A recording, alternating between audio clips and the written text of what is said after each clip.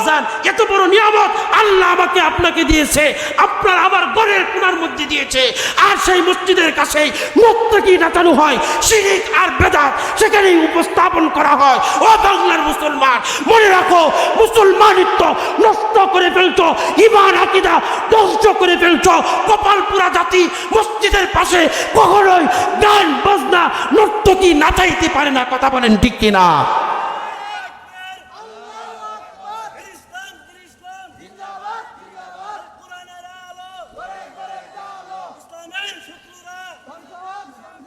ও মুসলমান ভাইয়েরা আমার, আমার আপনার রব আপনাকে আমাকে সেই নিয়ামত দান করছেন। এই নিয়ামতের পাশেই যদি আপনি গান বাজনা শুরু করেন, শিরক আর বেদাত আপনি যদি সেখানে উপস্থাপন করেন, মনে রাখবেন বাংলাদেশের মুসলমানের উপরেই আল্লাহ সর্বপ্রথম গজব নাজিল করবেন। কথা বলেন ঠিক কিনা? এজন্য শিরক যেখানে, বাংলার মুসলমান সেখানে থাকতে পারে। বরাইল জামি মসজিদের উদ্যোগে ষষ্ঠ বার্ষিক ওয়াজ ও দোয়া মাহফিলের সম্মানিত সুযোগ্য সভাপতি দেগার নেহায়েত কাবিল এহতেরাম হজরত বুজুর্গ উলামায়ে কেরাম, দূর দূরান্ত থেকে আগত আল্লাহ পাকের আশিকিন, জাকিরিন, মুহিব্বিন, মুমিনিন, মুসলিহিন, ইমানদার, মুত্তাকি, পরহেজগার ভাইরা, আমার সমবয়সী তরুণ এবং যুবক বন্ধুগণ, পর্দার আড়ালে আম্মাজান খাদিজাতুল কুবরা রাদিয়াল্লাহু তাআলা আনহার উত্তরসূরি, আম্মাজান আয়েশা রাদিয়াল্লাহু তাআলা আনহার উত্তরসূরি মা এবং বোনেরা, সকলেই মহান রব্বুল আলামিনের আলিশান দরবারে শুকর আদায় করি যে মহান আল্লাহ সুবহানাহু ওয়া তাআলা এই গভীর রজনীতে হাজারো ব্যস্ততাকে অপেক্ষা করে রাতের অন্ধকার উচ্ছন্ন পৃথিবীর থেকে নবী আলাইহিস সালামের ভাষায় জান্নাতের বাগানে আমাদেরকে যে মহান আল্লাহ সুবহানাহু ওয়া তাআলা আসার তৌফিক দান করেছেন, সে মহামনিবের দরবারে হৃদয় অনবত শ্রদ্ধে শ্রদ্ধাভরিত কণ্ঠে মহান রব্বুল আলামিনের শিখানু ভাষায় জবান খুলে কালিমাতুশ শুকুর আদায় করি। সকলে পড়ি আলহামদুলিল্লাহ। লক্ষ কোটি দরুদ ও সালাম বর্ষিত হোক আকায়ামদার তাজেদারে মদিনা, বিশ্বসভার সভাপতি শামসুল হিদায়া, বদরুদ্দুজা, আফতাবে নবুয়ত, শায়নশায় রিসালাত, হাবিবে কিবরিয়া মুহাম্মদে আরবি। সকলেই পড়ি সাল্লাল্লাহু আলাইহি ওয়াসাল্লামের উপর। সম্মানিত বরাইলবাসী, আজকের এই ওয়াজ মাহফিল হওয়াতে আপনারা খুশি না বেজার? খুশি যদি হয়ে থাকেন তাহলে ওয়াজের মাঝে মাঝে ফাঁকে ফাঁকে যদি সুবহান আল্লাহ আলহামদুলিল্লাহ বলার প্রয়োজন পড়ে, তাহলে মাঝে মাঝে সুবহান আল্লাহ আলহামদুলিল্লাহ বলবেন তো ইনশাআল্লাহ। বললে যিনি খুশি হবেন তিনি কে? না বললে যিনি বেজার হন তিনি কে? যিনি আমাদেরকে সুস্থতার মতো বড় নিয়ামত দান করে আজকের এই ওয়াজ মাহফিলে পৌঁছিয়ে দিয়েছেন তিনি কে? যিনি আমাদেরকে অসুস্থতার মতো নিয়ামত দিতে পারেন তিনি কে? যিনি আমাদেরকে ইচ্ছা করলে এই মুহূর্তে হাসপাতালের বেডের ভিতরে কাতরানো অবস্থায় আমাদেরকে যিনি রাখতে পারতেন তিনি কে? আমাদের ঘরের ভিতরে যিনি রিজিকগুলা পৌঁছে দেন তিনি কে? বলেন, আমাদের রিজিকগুলা কি আজকেই আমাদের জন্য সৃষ্টি আল্লাহ করেছেন, না আমাকে আপনাকে এই পৃথিবী আপনাকে আমাকে সৃষ্টি করারও প্রায় পৃথিবী সৃষ্টির প্রায় 50,000 বছর আগে আমার আপনার রিজিকের ব্যবস্থা যিনি করেছেন তিনি কে? যে আল্লাহ আপনার আমার রিজিক দেন, গোলামি করতে হবে কার? সবাই বলেন কার? গোলামি আমরা করব কার? দাসত্ব করব কার? আল্লাহ। আপনাকে একজনে কিছু টাকা হাদিয়া দিছে, উপহার দিছে, আপনি যদি তার নাশুকরিয়া করেন, আপনি যদি তার বিরোধিতা করেন, আপনি যদি তার ডাকে সাড়া না দেন, আপনি তার ডাকে সাড়া না দেওয়ার অর্থই তো হলো যে আপনি আমাকে কিছুই দিলেন না। না শুকরিয়া করা, কথা বলেন ঠিক না বেঠিক? তাহলে মানুষ যদি আল্লাহর দেওয়া নিয়ামতকে অস্বীকার করে, তাহলে তার কর্মকাণ্ডের ভিতরে বোঝা যায় সে আল্লাহর ডাকে সাড়া না দিলেই বোঝা যায় সে আল্লাহকে বুঝাইতে চায় যে আল্লাহ আপনি আমাদেরকে রিজিক দেন না। কথা বলেন ঠিক না বেঠিক? নেতা টাকা দিলে এই নেতার টাকার জাল যতক্ষণ পর্যন্ত থাকে ততক্ষণ পর্যন্ত তার পিছনে আমরা যাইতে চাই। কথা বলেন ঠিক না বেঠিক? হ্যাঁ, যদি না যাইতে নেতা মনে করে এটা বেঈমান, এ হচ্ছে বেঈমান, এ আরেকটা কথা কি জানি বলে যে কঠিন করিয়া যে শেষরা মানুষ, এর মতো বেঈমানের বাচ্চা বেঈমান আর কেউ নাই। এরা টাকা দিলাম বিশ্বাস করে আমার স্লোগান দিবে, সে আর একজনের স্লোগান দিতেছে। পৃথিবীর মানুষ যদি আপনাকে টাকা দেওয়ার কারণে, আপনাকে একটু উপহার হাদিয়া দেওয়ার কারণে, আপনি গুণগান তার না করার কারণে সে যদি আপনাকে বেঈমানের বাচ্চা বেঈমান বলতে পারে, যে আল্লাহ আপনাকে তামাম পৃথিবীর এই মাখলুকাতের মধ্যে আপনাকে রিজিক দিচ্ছেন, ওই আল্লাহর ইবাদত যদি আপনি না করেন, ওই আল্লাহর ডাকে যদি আপনি সাড়া না দেন, তো আপনিও তো আল্লাহর দেওয়া নিয়ামত পাওয়ার পরে বেঈমানের বাচ্চা বেঈমান। কথা বলেন ঠিক না বেঠিক? এজন্য আমরা বেঈমানের বাচ্চা বেঈমান হতে চাই না, আমরা আল্লাহর গোলাম হতে চাই। কথা বলেন ঠিক না বেঠিক? যদি আল্লাহর গোলাম হওয়া যায় তাহলে আল্লাহ রাব্বুল আলামিন পরকালে আমাদের জন্য উপরন্ত শান্তি, যেখানে শুরু আছে শান্তির শেষ নাই, এমন জায়গা যিনি আমাদেরকে দান করতে পারেন তিনি কে? সবাই বলেন তিনি কে? আপনাদের মনে হয় খারাপ লাগতেছে না? হ্যাঁ, আরে আমার আগে যিনি আলোচনা করছেন বড় ভাই মুজিবুর রহমান সাহেব, ওনার তো কণ্ঠ রসালু, অনেক চমৎকার আলোচনা করেন। আর আমার গলা তো বাঁশের ফাড়া, আমার আলোচনা আপনাদের ভালো লাগবে না, এটাই স্বাভাবিক। কথা বলেন ঠিক না বেঠিক? হ্যাঁ, যাই হোক, আমি কয়েকটা কথা মুজাকারা করতে চাই। আপনারা যদি শুনতে রাজি থাকেন তাহলে আমি কয়েকটা কথা বলতে চাই, শুনবেন তো ইনশাআল্লাহ? সম্মানিত উপস্থিতি, তাহলে আমরা গোলামি করব কার? সবাই আবার জবান খুলে আল্লাহকে শুনিয়ে বলেন, আমরা গোলামি করব কার? আল্লাহর গোলামি করব। আমরা পৃথিবীর কোনো মানুষের গোলামি করতে চাই না। শিরিক কাজ হবে এমন কোনো কাজ আমরা করব না, কারণ আল্লাহ বলছেন ইন্না শিরকা লাজুলমুন আযীম, যে ব্যক্তি শিরিক করে সে ব্যক্তি আমি আল্লাহর উপরে জুলুম করে। নাউজুবিল্লাহ বলেন। তাহলে আমরা কি আল্লাহর উপরে জুলুম করতে চাই না আল্লাহকে খুশি করতে চাই? সবাই চিল্লায় বলেন, আমরা কি আল্লাহকে খুশি করতে চাই না জুলুম করতে চাই? তাহলে যদি খুশি করতে চাই, শিরিক আর বেদাত ছাড়ার দরকার আছে না নাই? সবাই বলেন আছে না নাই? আল্লাহ বলছেন ইন্না, নিশ্চয়ই, ইন্না শিরকা লাজুলমুন আযীম, নিশ্চয় আমি আল্লাহ শিরিককে পছন্দ করি না। শিরিক যে করে সে আমি আল্লাহর উপরে জুলুম করে।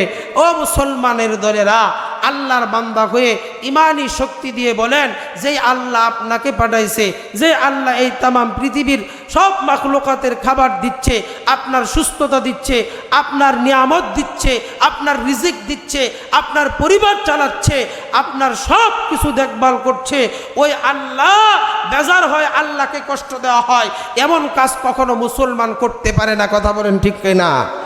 এজন্য আমরা আজকে থেকে প্রতিজ্ঞাবদ্ধ হব, আর কখনো শিরিক করব না ইনশাআল্লাহ। শিরিক কত প্রকার ও কি কি আমাদের জানার দরকার আছে না নাই? সবাই বলেন আছে না নাই? আম গাছে আম যিনি দেয় তিনি কে? সবাই বলেন তিনি কে? জাম গাছে যিনি জাম দেয় তিনি কে? আপনাদের ভুট্টা খেতে যিনি বেশি ভুট্টা দান করেন তিনি কে? বলেন দেখি, আপনাদের দানের ফসলের মধ্যে যিনি বেশি দান দেন তিনি কে? যার কাছে এই ক্ষমতা তার নাম কি? যদি আল্লাহর হয়ে থাকে, আমি আর আপনি যদি বলি, এ ভাই এই বছর তো আমারে ভুট্টা খেতে বাঁচাইছে, বলেন তো দেখি এক প্রকার শিরিক হয়েছে কি হয় নাই? ভুট্টাকে যে আপনাকে বাঁচাইছে না, যিনি বাঁচাইছেন চিল্লান মেরে বলেন তিনি কে? আল্লাহ। একজন ভাই বলতেছে, এবার আমারে বড় বাঁচাইছে, দান খেতে যদি দান না হতো, দান খেত আমারে বাঁচাইছে, বলেন দেখি দান খেত বাঁচানোর ক্ষমতা আছে? দানে ফসল দেওয়ার মালিক কে?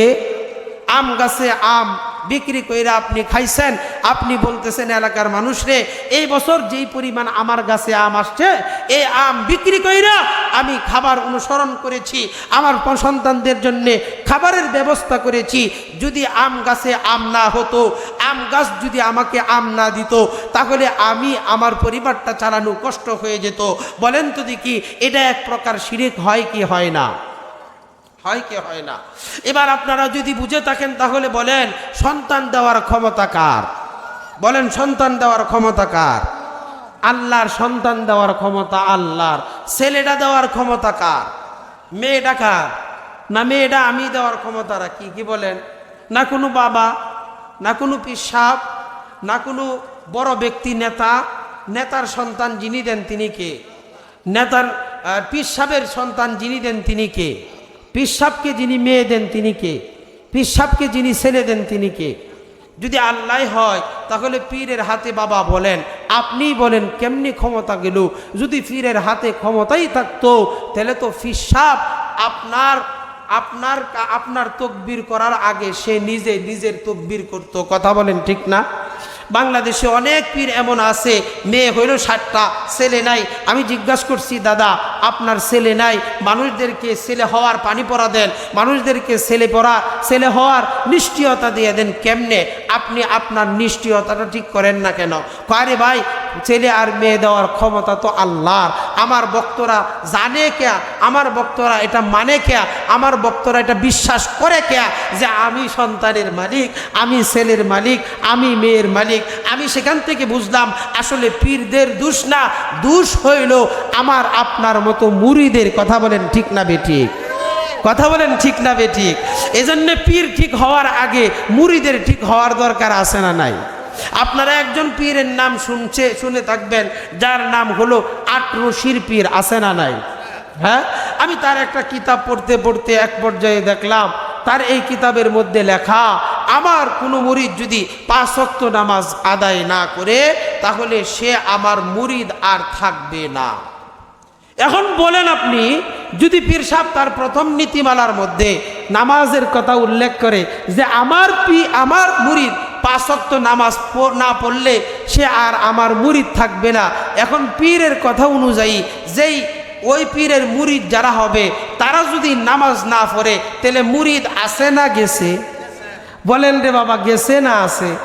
গেছে। যদি এটা বুঝে থাকেন তাহলে পীরের দোষ না মুরিদের দোষ? এজন্যে বাবা, অতি ভক্তি সুরের কথা বলেন, অতি ভক্তি সুরের লক্ষণ। এই জন্যে আমরা ভক্তি করার আগে ভক্তি করব যারে, তারে মাফার দরকার আছে না নাই? মসজিদের ইমাম নিয়োগ দিছেন, তার যোগ্যতা আছে না নাই? এটা আপনারা দেখে নিছেন না দেখা নিছেন? কথা বলেন, আপনাদের কষ্ট হইতেছে না? যে ইমাম যদি আপনি নিযুক্ত করেন দেখা, তাহলে ফির বাবা আপনার, ও ভাইয়েরা আমার, আপনার যিনি পথ প্রদর্শক হবেন, পীর হবেন, তারে দেখা একটু যাচাই বাছাই করে নেওয়ার দরকার আছে না? হ্যাঁ, যদি আমার পীর শিরিক করে তাহলে আমি যদি এই পীর ধরি তাহলে তো নিশ্চিত এক সময় আমিও শিরিকের অন্তর্ভুক্ত হয়ে যাব। কথা বলেন ঠিক না বেঠিক? এজন্যে বাবা বাপজানরা রাগ কইরেন না, আমরা আপনাদের শত্রু না। এজন্যে বাপজানরা যখন পীর ধরবেন তো পীর ধরার আগে বাবারা পীরকে যাচাই করবেন ইনশাআল্লাহ। তাহলে আমরা 1 নম্বর আজকে সবক, আমরা আর এই জমিনে শিরিক করব, চিল্লায় বলেন শিরিক করব, গোলামি করব কার? শিরিক মুক্ত ইবাদত করব ইনশাআল্লাহ, ইক্তেদা করব মুহাম্মদুর রাসূলুল্লাহ সাল্লাল্লাহু আলাইহি ওয়াসাল্লাম, সুন্নত অনুসরণ করব মুহাম্মদ সাল্লাল্লাহু আলাইহি। আমার আপনার নবী মুহাম্মদ সাল্লাল্লাহু আলাইহি ওয়াসাল্লামকে অনুকরণ করলে লোকটা ভালো মানুষ থাকবে না খারাপ? কথা কন না, ভালো না খারাপ? আমরা আশেকের রসুল হইতে চাই কি চাই না? বলেন চাই কি চাই না? আশেকে রসুল কাকে বলে? যে বেশি রসুলের সুন্নত মানে তাকেই তো বলা হয় আশেকে রসুল। কথা বলেন ঠিক না বেঠিক? আপনি যদি সুন্নতি মানেন না, আপনি যদি নিজের দাবি করেন আমি আশেকে রসুল, আপনার এটা ভুল হবে না ঠিক হবে? হ্যাঁ, আপনি দেখেন না যে দানায় ভরা মানুষে কয় কি কয়টা বেদানা। আমাদের দেশই তো উল্টা, দানায় ভরা তার নাম দিছে কি কথা বলেন ধানমন্ডি, কোনো খবরই নাই ধানমন্ডির, তো সেখানে দেয়া দিছে কি দান মন্ডি। ঢাকার শহর যেখানে ডাকা তাহার কথা ছিল এখানে সব খোলামেলা, এটার নাম দেয়া দিছে ঢাকার শহর। আমাদের দেশই তো উল্টা। এজন্যে বাপজানরা আমরা আশিকে রসুল হব রসুলের সুন্নত অনুসরণ করে না অনুসরণ ছেড়ে। ভাইরা আমার, বন্ধুরা আমার, আল্লাহর নবীর সাহাবীরা আল্লাহর হাবিব সাল্লাল্লাহু আলাইহি ওয়াসাল্লামকে কি পরিমাণ অনুকরণ করেছেন। আল্লাহর নবীর সাহাবীরা আল্লাহর নবীর জন্য জীবন পর্যন্ত বিসর্জন দেওয়ার জন্য তারা পাগল হয়ে গিয়েছিল। সাহাবায়ে কেরাম আল্লাহর নবীর জন্য জীবন দিয়ে দিছে, অনেকেই শহীদ হয়ে গেছে। আল্লাহর নবীর জন্য পাগল সাহাবীরা, আল্লাহর নবীর জন্য এত পাগল। আল্লাহর নবী একটা কথা বলতে দেরি হয়, সাহাবীরা তা অনুসরণ করতে দেরি হয় না। আল্লাহর নবীর জবান দিয়ে বের হতে দেরি হয়, সাহাবীরা তা মানতে দেরি করেন নাই। এজন্য সাহাবীদের মতো গুণ অর্জন করা আমাদের দরকার আছে না নাই? তাবিদের মতো গুণ অর্জন করা আমাদের দরকার আছে না নাই? সাহাবীদের মতো যদি আপনি আমি অনুকরণ করতে পারি, সাহাবীদের মতো সম্মানবান তো আমরা হতে পারবো না। তাদের সঙ্গে জান্নাতের মেহমান যিনি বানায় দিবেন তিনি কে? এই জন্য বাবাজিরা আমার, জান্নাতের মেহমান আমরা হইতে চাই কি চাই না?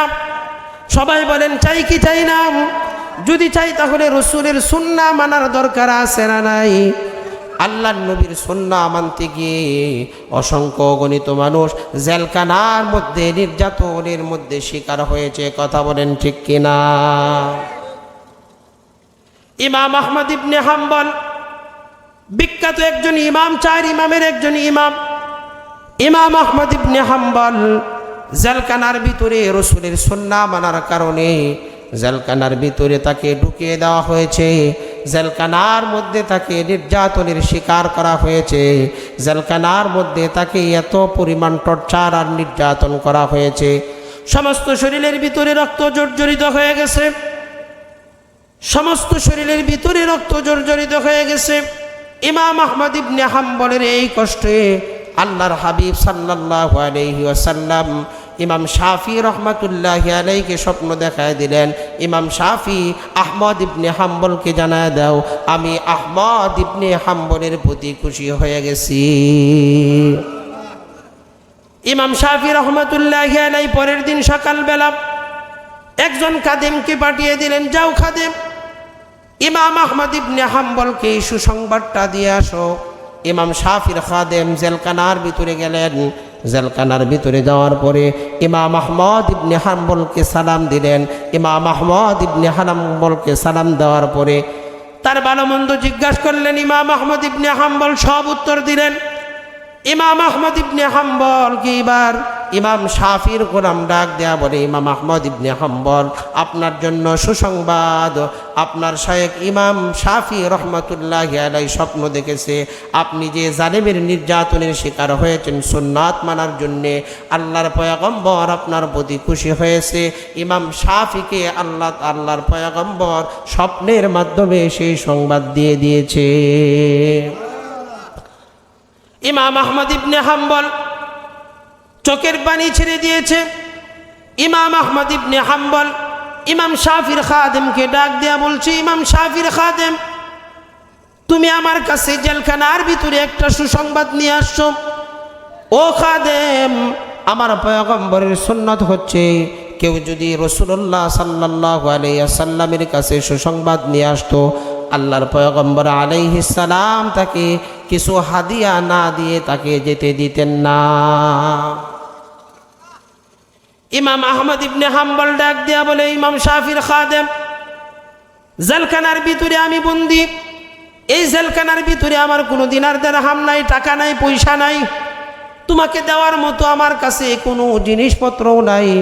ও ইমাম শাফির খাদেম, আমি তোমাকে শেষ মুহূর্তে কেমনে করে রসুলের সুন্নতটা আমি আদায় করতে পারি। ইমাম আহমদ ইবনে হাম্বল চিন্তিত হয়ে গেলেন। এক পর্যায়ে চিন্তা করতে করতে ইমাম আহমদ ইবনে হাম্বল নিজের চেহারার দিকে তাকাইলেন। নিজের চেহারার দিকে তাকায় দেখলেন রক্ত ভিজা জামাটা দেখা যায়।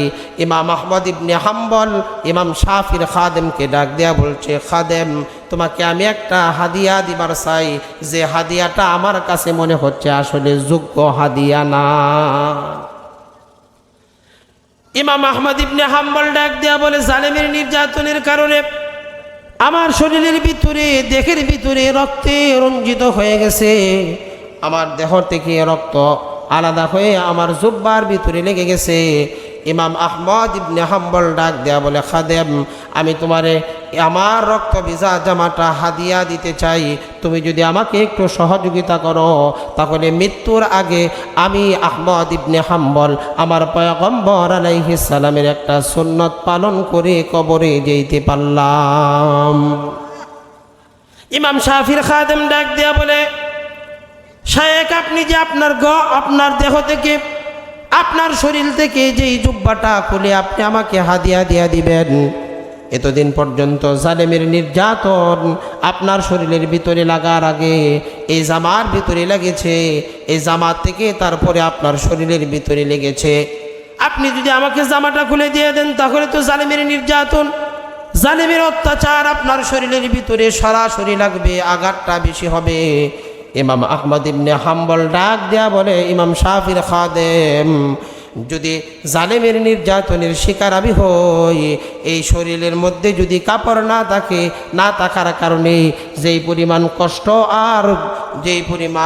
কষ্ট আমার হবে, আমি যদি শেষ মুহূর্তে মৃত্যুর আগে সুন্নত না মেনে যেতে পারি, তার থেকে বেশি দ্বিগুণ আমার অন্তরের ভিতরে কষ্ট লেগে যাবে।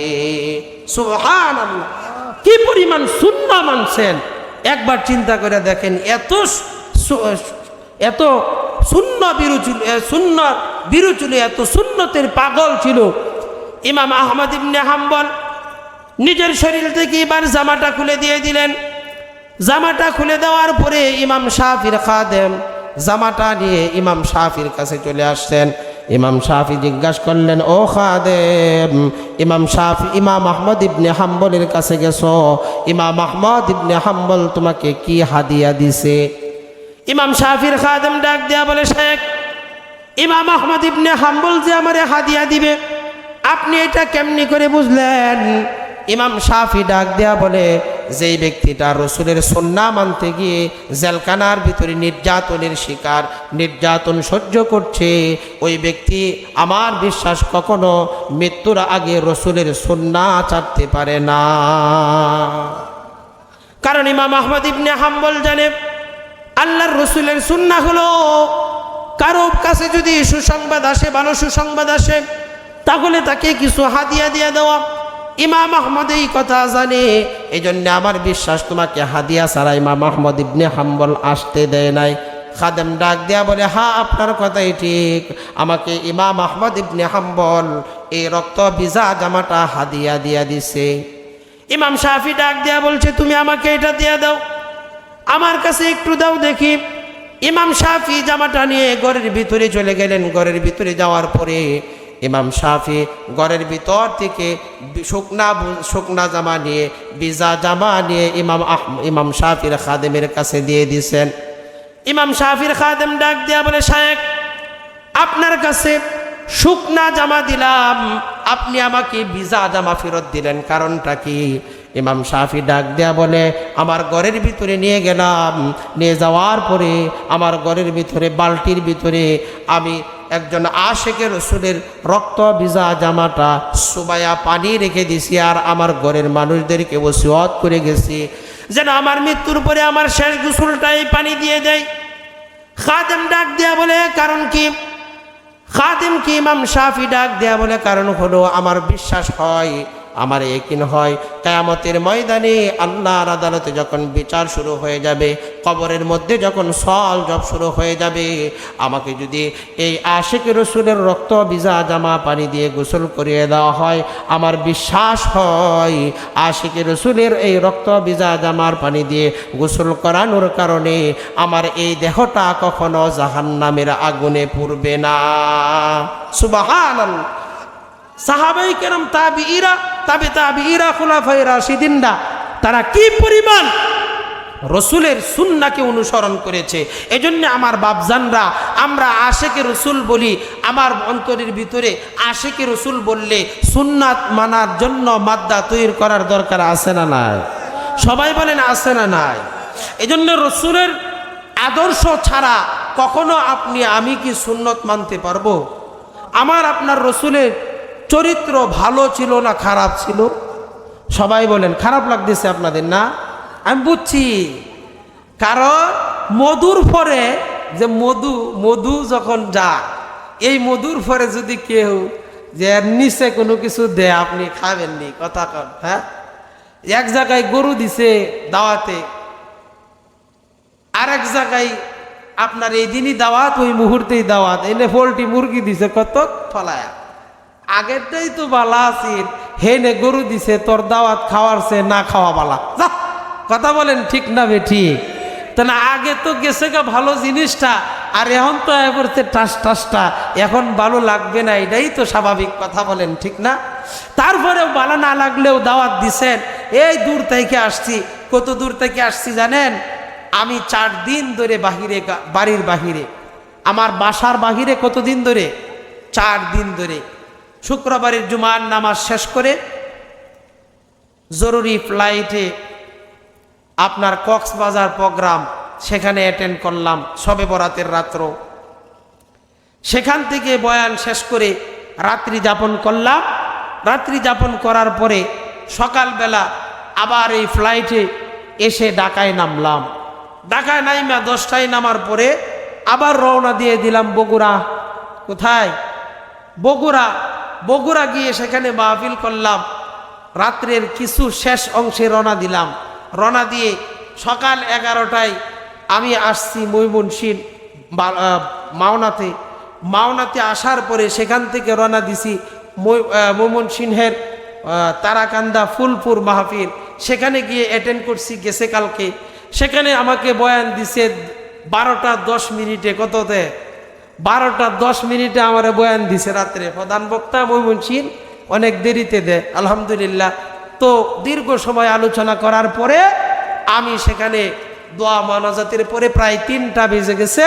3টা বেজে যাওয়ার পরে আমি গিয়ে ঘুমাইছি। 3টার পরে আর কোনো ঘুম হয়নি। কন্যা, হ্যাঁ, ঘুম হয় না।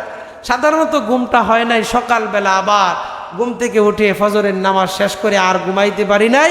নাস্তা করে আবার আপনাদের কিশোরগঞ্জের দিকে রওনা দিছি। বলেন, শরীরটা বড় ক্লান্ত। তারপরে এত কষ্ট করে আসছি, মাহফিল কর্তৃপক্ষ দাওয়াত দিছে কষ্ট করে। এখন যদি আমি কথা না বলি তে মাহফিল কর্তৃপক্ষর যে হক, এই হক থেকে তারা বঞ্চিত হবে। আর আপনারাও কষ্ট করতেছেন। হুজুর আপনি সাইরা দিলেই তো আমাদের প্রধান আলোচক চলে আসে, উনি আইসাই তো দোয়া করে দেয়, আর আমাদের খিচুড়িটা সামনে আইসা যা। কথা কন ঠিক না বেটে? তো বাবারা, বছরে মাহফিল তো এখানে একবারই হয় না, কয়েকবার হয়। বলেন, কয়েকবার হয় না একবার হয়? গুনাহ মাফ যদি আজকে না করাইতেন পারেন বাপজানরা, আমি মনে করি আর করাইতে পারবেন না। কারণ বাংলাদেশের মধ্যে সব থেকে নির্যাতিত এবং নিপীড়িত, সব থেকে কষ্টের মধ্যে আমি আজকে আয়সা দেখছি, অ্যানালাইসিস করে দেখছি যে সব থেকে বাংলাদেশে কষ্টের মধ্যে আছেন আপনারা। এই কষ্টের মধ্যে থাইকা যদি আল্লাহর রবের যদি শুকরিয়া আদায় না করেন, তাহলে ওই রব আরও কষ্ট দিতে পারে কি পারে না? কথা বলেন, পারে কি পারে না? এই কষ্টই কষ্ট না, আরো কষ্ট সামনে আছে। দুনিয়ার কষ্ট তো ক্ষণস্থায়ী, পরকালের কষ্ট তো চিরস্থায়ী। সেখানে যদি কষ্ট শুরু হয়ে যায় বাপজান, তাহলে শেষ আর হবে না। এই জন্য আমরা চলুন, পরকালে যেন কষ্ট না করতে হয়। চিরকাল এই দুনিয়ার এই দুনিয়ার মধ্যেই যেন পরকালকে সুন্দর করে নিয়ে যেতে পারি। এই জন্যে কিছু সময় আমরা কোরআন হাদিসের মজমায় গুনাহ-মাফের জায়গায় আমরা সময় দিতে রাজি আছি তো ইনশাআল্লাহ। সম্মানিত উপস্থিতি, আমি আপনাদেরকে একটা প্রশ্ন করবার চাই, আপনারা কোরআন শরীফ দেখছেন না দেখেন নাই? কথা কন না? কোরআন শরীফ দেখছেন আপনারা? আমাদেরকে আল্লাহ তাআলা অনেকগুলা নিয়ামত দান করছেন। তার মধ্যে একটা নিয়ামত হচ্ছে আল্লাহ আমাদেরকে কোরআনের বাংলাদেশ দান করছেন। কথা বলেন ঠিক না বেঠিক? আচ্ছা বলেন তো দেখি, যে আমরা কোরআন শরীফ সোয়া দেখেন নাই এমন কোনো মানুষ এখানে আছেন? কথা বলেন। হ্যাঁ, কোরআন শরীফ ধরে দেখেন নাই এমন কোনো মানুষ এখানে আছেন? একটাও পাওয়া যাবে না। অন্তত জীবনে একবার হলেও কোরআনটা ধরছি। কথা বলেন ঠিক না বেঠিক?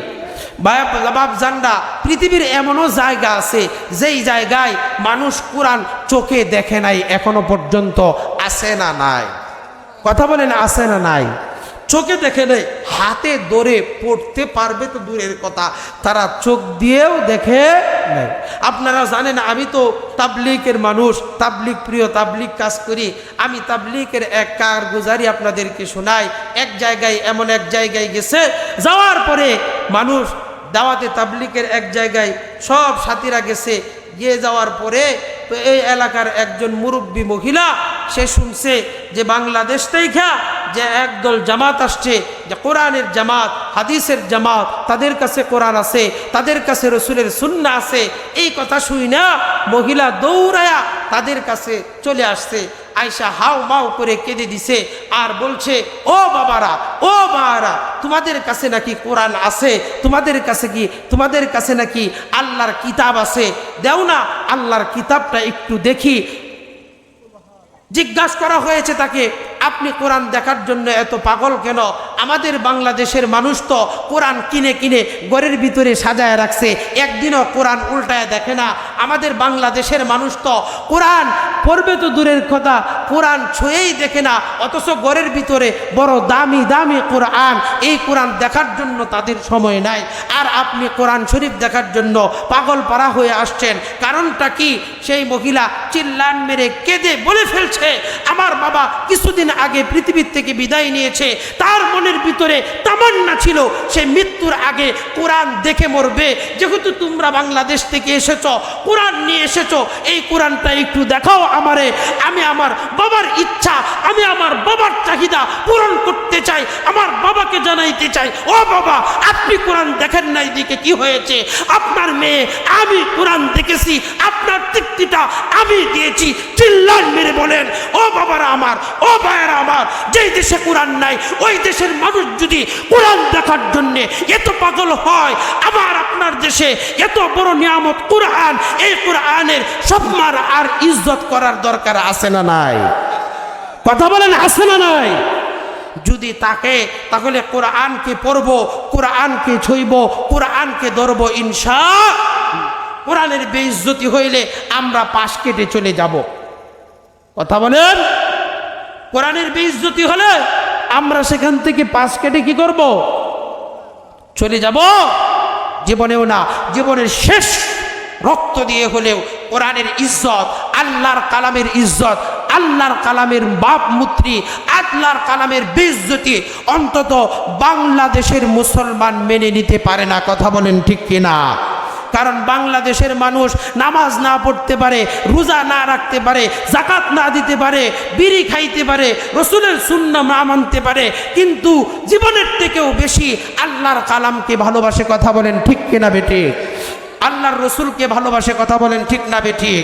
এই জন্যে বাপজানরা আজকে থেকে এই কোরআন ভালোবাসবো ইনশাআল্লাহ। আমরা এই কোরআনের মতো নিয়ামত বড় দামি কিতাব পেয়েছি।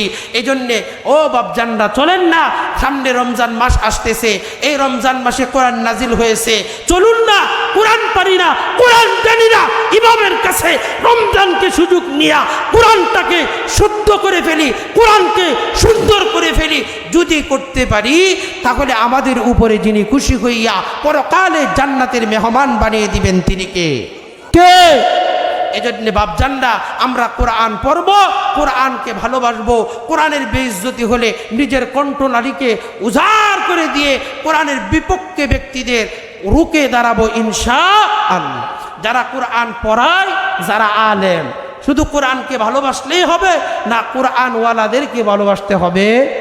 কথা বলেন, কোরআনওয়ালাদেরকে ভালোবাসার দরকার আছে না নাই?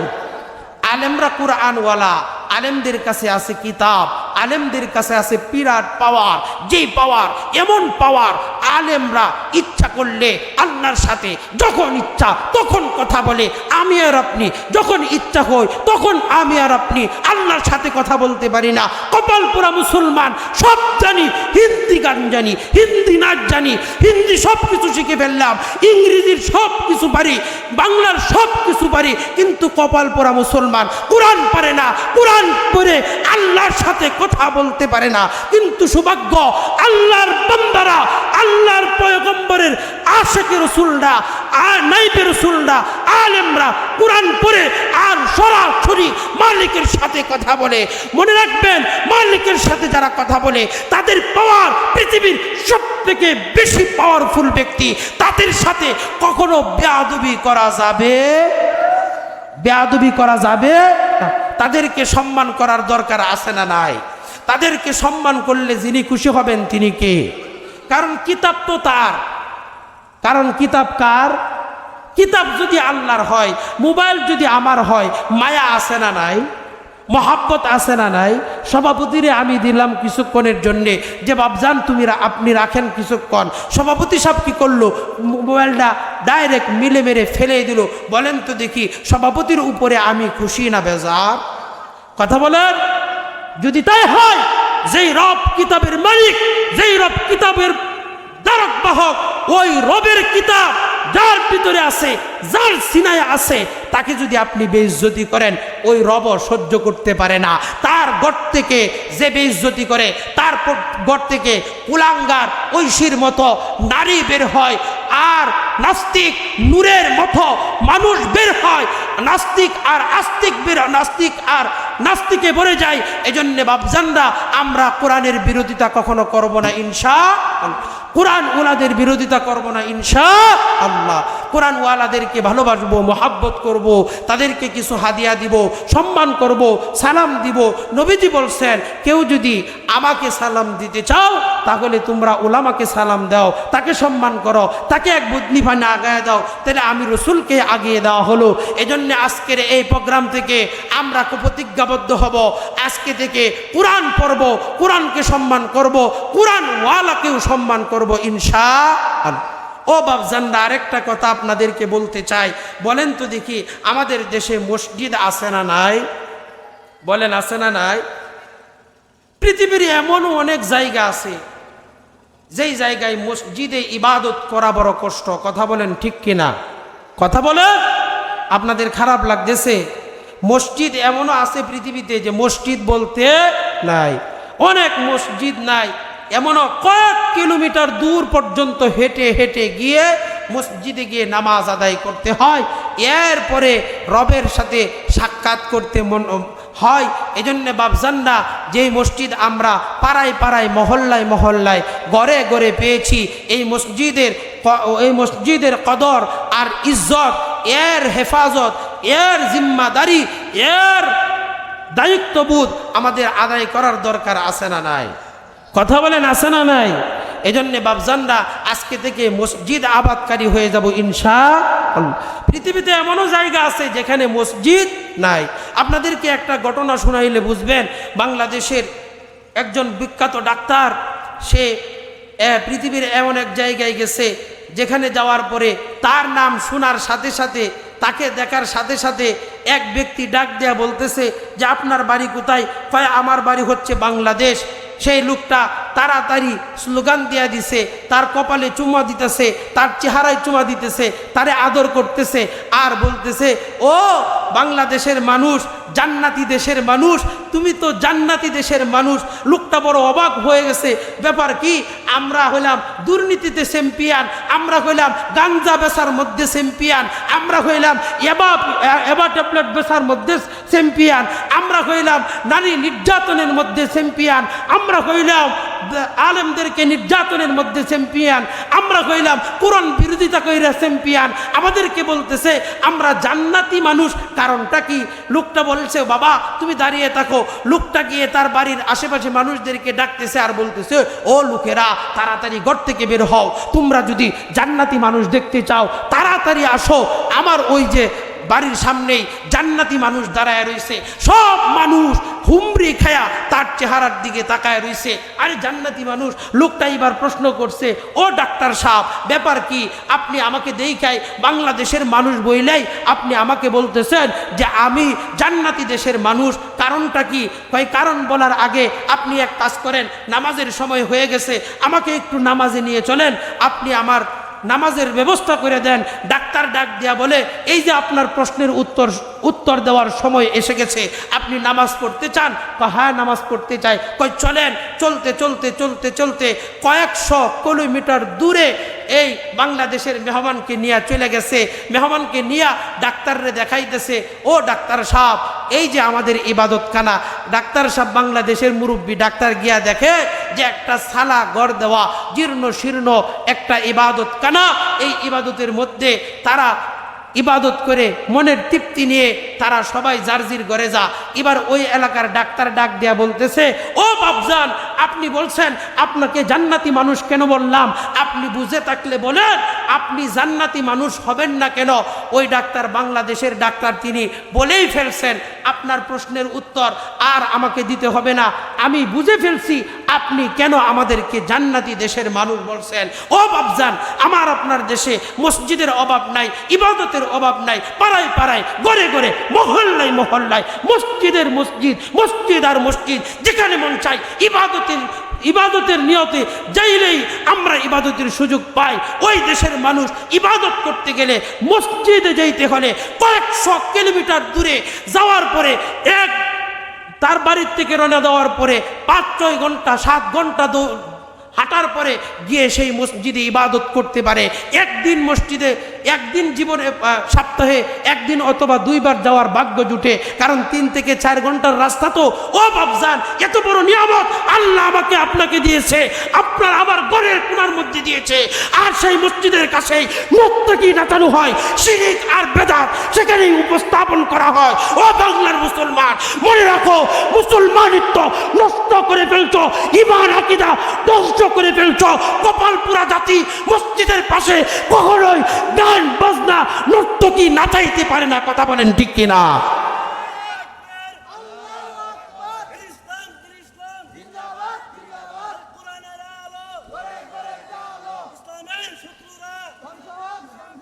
ও মুসলমান ভাইয়েরা আমার আপনার রব আপনাকে আমাকে সেই নিয়ামত দান করছেন। এই নিয়ামতের পাশেই যদি আপনি গান বাজনা শুরু করেন, শিরক আর বেদাত আপনি যদি সেখানে উপস্থাপন করেন, মনে রাখবেন বাংলাদেশের মুসলমানের উপরেই আল্লাহ সর্বপ্রথম গজব নাজিল করবেন। কথা বলেন ঠিক কিনা? এজন্য শিরক যেখানে বাংলার মুসলমান সেখানে থাকতে পারে। কোনো ইমানদার কখনো শিরকের পক্ষে কাজ করতে আর কথা বলতে পারে না। ও বাপজানরা আমাদের উপরে, আপনাদের বিশেষ করে হাওয়ার অঞ্চলের মানুষদেরকে আল্লাহ আরেকটা বড় নিয়ামত দিচ্ছেন, বলবো আপনাদেরকে। হুজুর বৈশা রয়েছে বেয়াদবি, হুজুর আমার সর্বদিক দিয়ে মুরব্বী, আমার এলেম নাই, কালাম নাই, কিচ্ছু নাই, কণ্ঠ তো নাহিকা দেখেন না যে ফাটাবাসের মতো চিল্লাই আর করি, এরকম করতেছি। হুজুর আলহামদুলিল্লাহ আমলি, সর্বদিক দিয়ে যোগ্য ব্যক্তি, তাকে সামনে রেখা আমি এই মজমাতে কথা বলারই যোগ্যতা রাখি না। আমার বড় ভাই মুজিবুর রহমান সাহেব যে কথা বলে গেছেন, আমি সত্যিকার একটা কথা বলি, আজকের এই মাহফিল আমার মূল উদ্দেশ্য আসার হচ্ছে, আমি আমার ভাইজানকে বলেছি যে আমি যখন শুনেছি মুজিবুর রহমান সাহেব এখানে আসবে, আমার শত ব্যস্ততা, প্রতিদিনই আমার প্রোগ্রাম, যদিও আমি কণ্ঠওয়ালা না, আমার আলহামদুলিল্লাহ প্রতিদিনই প্রোগ্রাম থাকে। যখন শুনছি মুজিবুর রহমান ভাই আসবে তার নুরানি কথাগুলা শোনার জন্যে, আর আমার বড় ভাই নাসিরউদ্দিন সাহেব তিনি কথা বলবেন, তাদের কাছ থেকে ইবরত হাসিলের জন্য আজকে কিন্তু আমি এখানে এসেছি। মূল কারণটাই আমার এটা। ও মুসলমান বাপজানরা, আমাদের উপরে আল্লাহ আরেকটা নিয়ামত দান করছেন, যেই নিয়ামতটা আমাদেরকে আল্লাহ দিছেন, এই নিয়ামতটা পৃথিবীর মানুষকে আল্লাহ তাআলা জান্নাতে খাওয়াবেন। কোন জায়গায় খাওয়াবেন? এটা শুধু বাংলাদেশের মানুষরে আল্লাহ দিছেন। কথা বলেন, কোন দেশের মানুষরে দিছেন আল্লাহ? বাংলাদেশের মানুষরে আল্লাহ এই নিয়ামত দিছেন। অন্য কোনো দেশের মানুষরে আল্লাহ জান্নাতের খাবার এর মতো নিয়ামত আল্লাহ দেন নাই। প্রশ্ন হতে পারে, জান্নাতের মতো খাবার আমাদের বাংলাদেশের মানুষকে আল্লাহ কেমনে খাওয়াইতেছে? কথা কন, হয় কি হয় না? এটা আপনি হুজুর ব্যাক করলাম একটা প্রশ্ন করলেন, এটা একটা কথা কইলেননি যে আল্লাহ আমাদেরকে জান্নাতি খাবার খাওয়াইতেছে, এটা কথা বললেন। ও বাপজানরা, বলেন তো দেখি, জান্নাতের মধ্যে আল্লাহ সর্বপ্রথম মানুষদেরকে যে মেহমানদারি করবেন, নাস্তা দিবেন, সেই নাস্তাটার নাম কি? মাছের কলিজা। মাছের ও বাপজানরা, অন্য দেশে মাছকে ফুকামাকড় কইয়া ফলায় দেয়, এরা সব আর বিচ্ছু বিভিন্ন জীবজন্তুর দৌড়ে দৌড়ে খা। আর বাংলাদেশের মুসলমান, বিশেষ করে সিংপুরের মুসলমান, কিশোরগঞ্জের মুসলমান, তারা মাছে মাতে বাঙালি, তারা প্রতিদিন আল্লাহর জান্নাতের খাবার খাইতেছে। কথা বলেন ঠিক কিনা? এই জন্য আমরা আল্লাহর জান্নাতি খাবার খাইতেছি। জান্নাতে যাওয়ার আগেই এই আল্লাহর না শুকরিয়া যদি করো মুসলমান, আল্লাহর আরশ কাঁপবে। আজকে থেকে তওবা করো, আর শিরিক প্রতিষ্ঠা করব না ইনশাআল্লাহ। প্রতিবাদ করো, রসুলের সুন্নাহ হও, রসুলের আদর্শবান হও, আল্লাহর একজন সৈনিক হও। মনে রাখো, তুমি যদি আল্লাহর সৈনিক হইতে গিয়ে এই পৃথিবী তোমার ছাড়া লাগে, তাহলে তোমার মৃত্যুটা আল্লাহ শাহাদাতের মৃত্যু দিবেন। আল্লাহ তোমাকে পরকালে শাহাদাত হিসাবে, উবাই ইবনে খালদ শাহাদাত হিসাবে, হামজার সাথে শাহাদাত হিসাবে আল্লাহ এই পৃথিবীর থেকে যত শাহাদাত করেনেওয়ালা ব্যক্তি আছে, সাহাবী আছে, সমস্ত সাহাবীদের সঙ্গে আপনাকে আমাকে যিনি দাঁড় করিয়ে জান্নাতের মালিক বানায় দিবেন, তিনি কে?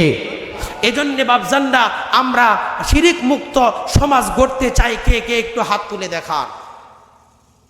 তাহলে আজকে থেকে শিরিক আর করব না, শিরিক প্রতিষ্ঠা হবে, এটাও করব।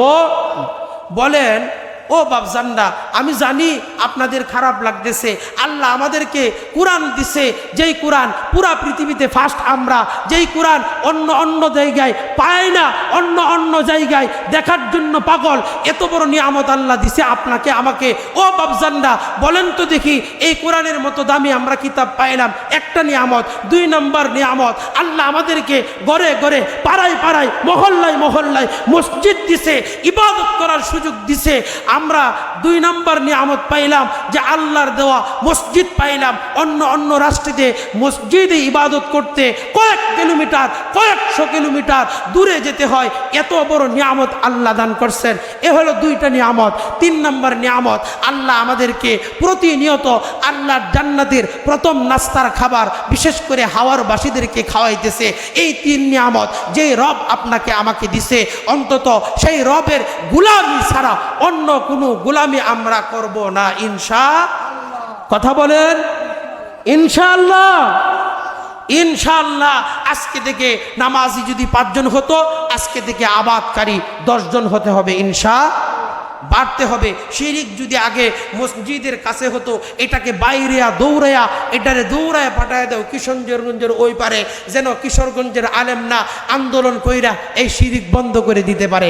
কথা বলেন ঠিক কিনা? এজন্য বাপজানরা, আমাদেরকে আল্লাহ এত বড় নিয়ামতগুলা দিয়েছেন, এই নিয়ামতগুলার শুকরিয়া যথাযথ আমরা পালন করব ইনশাআল্লাহ। আমি জানি আপনারা মনে মনে ভাবতেছেন, হুজুর আপনি যা কইয়া যান এই বছরই কইয়া যান, আপনার আর দাওয়াত আমরা দিতেছি না। এটা আমি জানি, আর আমি এত দূরে দাওয়াত রাখারও লোক না। তবে সিংপুর আমি, আপনারা জানেন, 2.5 মাস প্রায় 3 মাস ছিলাম।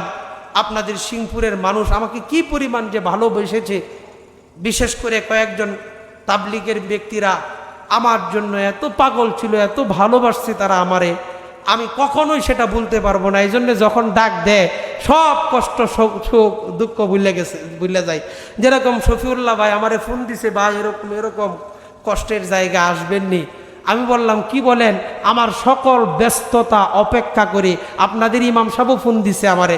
বলছি হুজুর আমার যতই ব্যস্ততা থাকুক, অন্তত যদি আমার প্রোগ্রামও থাকে, এই প্রোগ্রাম ক্যান্সেল করে হলেও আমি এই বরাইলের মাহফিলে অংশগ্রহণ করব। কেন? আপনারা আমাকে ভালোবাসেন, আমি আপনাদেরকে ভালোবাসি, ভবিষ্যতেও ডাকলে ইনশা আল্লাহ আসবো। আল্লাহ আমাদের সকলকে আমল এবং ইবাদত করার তৌফিক দান করুন, আমিন। এই পর্যন্ত যেই কথা বলেছি, এই কথাগুলোর উপরে যদি আপনারা কেউ কষ্ট পেয়ে থাকেন, আল্লাহর জন্য ক্ষমা করে দিবেন। ও বাপজানরা, আমি পৃথিবীর কোনো মানুষকে দেখে ভয়ও পাই না, আমি পৃথিবীর কোনো মানুষকে দেখে লজ্জাও পাই না, আমি পৃথিবীর কোনো মানুষের চেহারা দেখা তারে ভালোতে সে আমার কথায় মজা পাইতেছে কিনা এইটা দেখে আমি কথাও বলি না। আমি কথা বলি একমাত্র আল্লাহর জন্যে। এজন্য যা বলছি আমার রবকে খুশি করার জন্য বলছি, যা বলছি আপনাকে পরিশুদ্ধ করার লক্ষ্যে বলছি। আপনি পরিশুদ্ধ হয়ে যান, রব খুশি হয়ে যাবে, আজকের মাহফিল কামিয়াব হয়ে যাবে, আমিন। ওয়া আখিরি দাওয়ানা আলহামদুলিল্লাহি রাব্বিল আলামিন।